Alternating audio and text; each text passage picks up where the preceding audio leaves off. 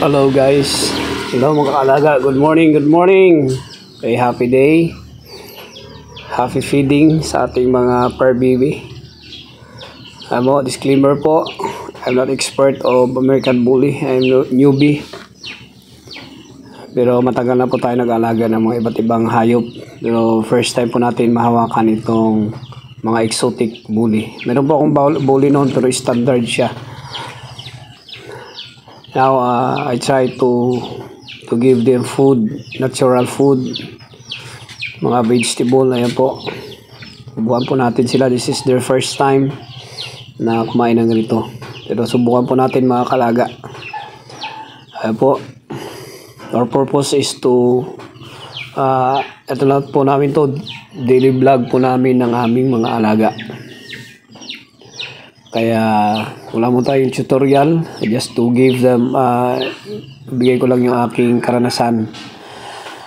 Po, kapag dati po kayong subscriber sa ating kaalaga, please continue to watch and support our channel.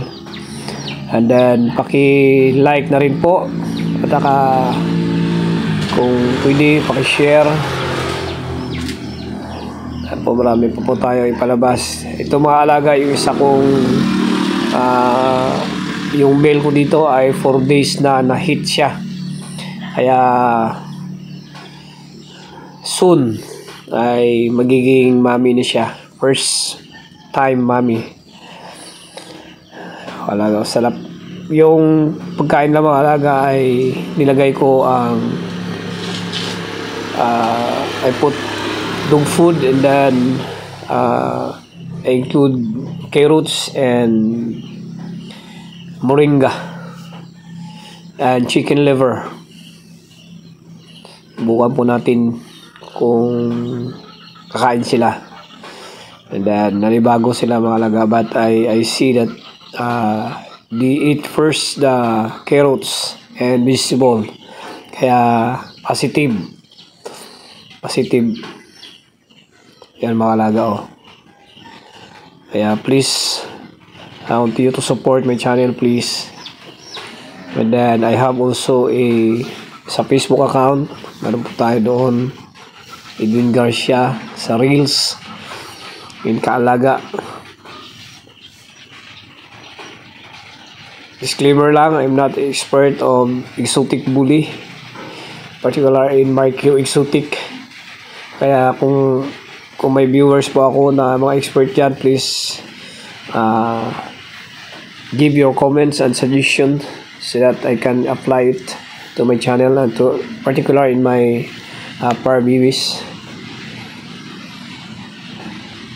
Thank you so much to those who are my old subscribers and yung mga silent viewers ko.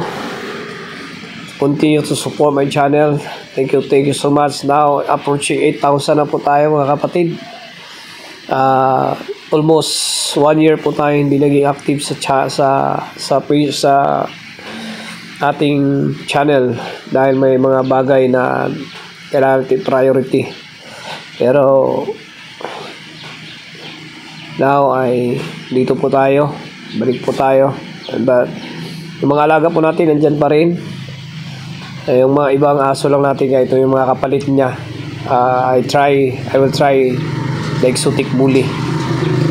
Now I have one pair here. I hope that ito ay magiging maganda ang kinalabasan.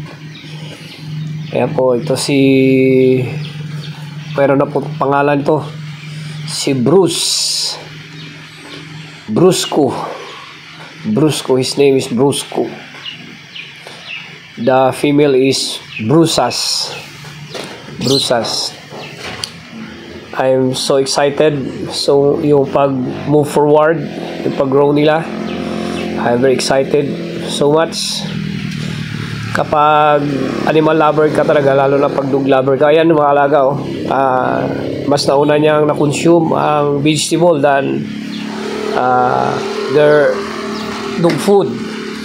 Ayan. Ito si Brusas ayong kanina. Si Bruce, talagang yung kinakain kasi nito mga alaga, natural lang. yung unang may-ari nito. Ang kinakain niya daw dog food lang. Kaya medyo hindi yung katawan niya. Pero i-try po natin na ipalaparin. Then ito si Brusas. Heat. 4 days heat. And then I'm so excited kapag nag-take yan, pag pa-stud natin. Wow. God bless.